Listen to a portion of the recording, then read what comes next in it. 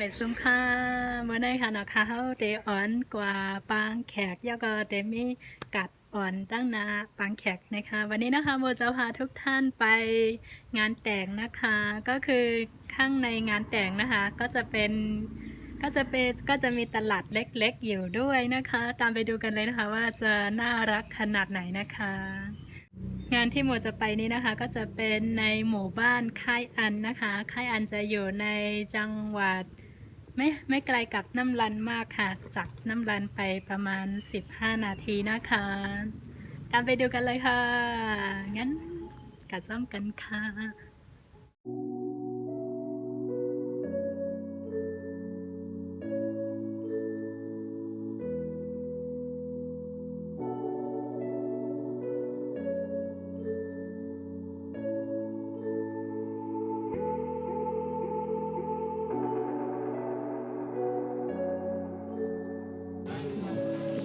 ผักเขียวก็มีค่ะเนาะลูกติดไหลมากขายค่ะน้ำรันมากค่ะน้ำรันมากค่ะค่ะก็ลูกน้ำรันมากอ๋อใกล้ๆค่ะเนาะโลขายโคก็มีลูกติดไหลมากขายค่ะเจ้าแม่มากค่ะอ๋อลูกเป็นจอกแม่มาค่ะเนาะใกล้ว่าใกล้หากะที่ไหนดิค่ะค่ะโลต้องมาพี่น้องแฮ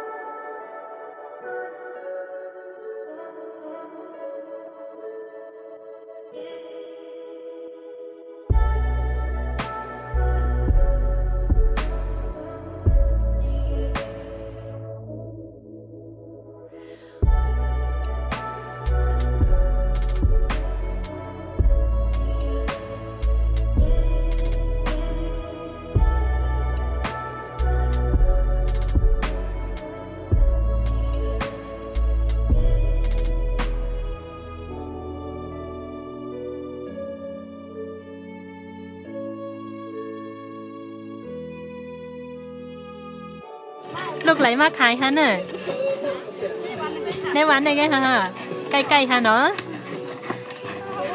เนี่ยเดี๋ยวห่อน้ำแข็งในก่อนในวันกันค่ะในวันไม่ขออ๋อขายอย่างละลายค่ะล่ะกับเจ้าของอ๋อ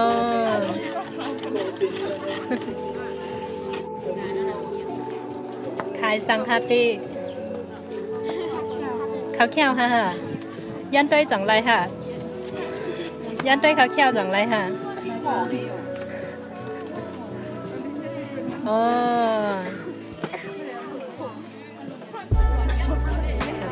เขาเขี้ยวหลายๆก็ค่ะ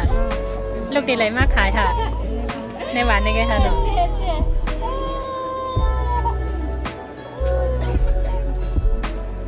โอ้ขายโคก็มีที่ไหนมีกูเมียวค่ะเนาะตั้งในได้ถั่วผู้ค่ะเยอะมีหมาพิษโค้งค่ะมีค่ะก็มีค่ะได้กินเลยค่ะกะ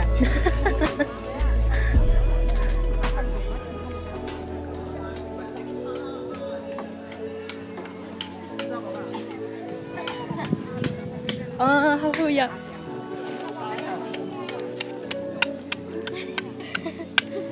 ไรที่ไหนเอาค่ะเนาะไรมาจีเก็บไว้ค่ะเนาะว้า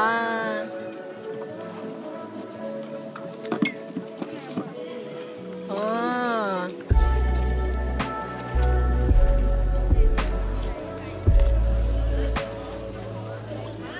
มากินยี่เคี้ยวค่ะแหละไปกินไรค่ะข้าเนี่ยลูกดีไรมากขายค่ะในวันในด้วยค่ะนี่เป็นลูกสาวค่ะได้ครับน้องนี่ค่ะ โอ้ Kada dia wa luk sang hang li kya ha na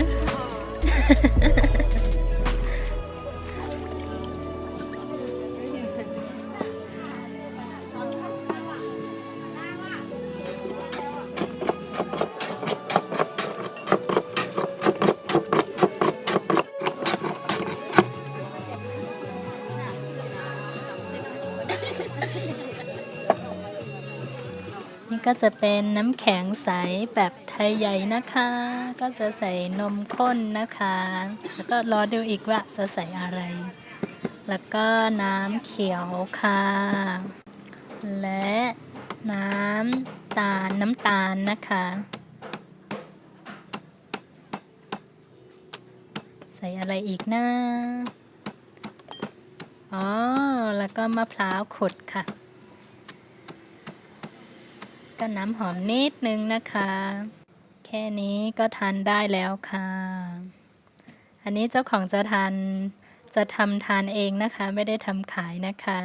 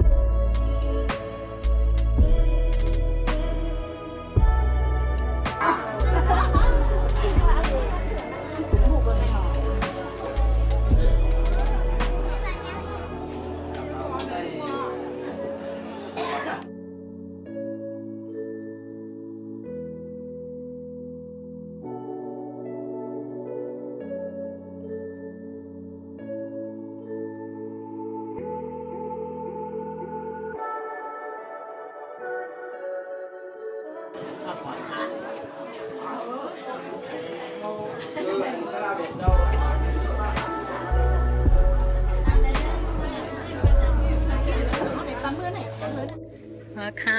จบไปแล้วนะคะ กับงานแต่งแล้วก็มีตลาดเล็กๆอยู่ด้วยนะคะ เป็นยังไงบ้างคะหวังว่าทุกท่านน่าจะชอบนะคะอ๋อค่ะเป็นเจ้าหิวพองค่ะปางแขกเย่าก็มีกัดอ่อนตั้งนาเซในจังกูก็เลยใจค่ะ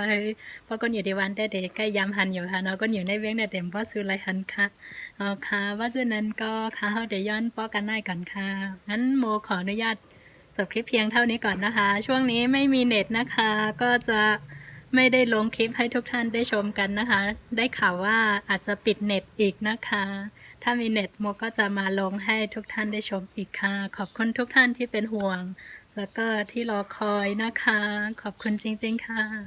ยินส้มใหญ่ๆนำๆค่ะไม่ส้มค่ะ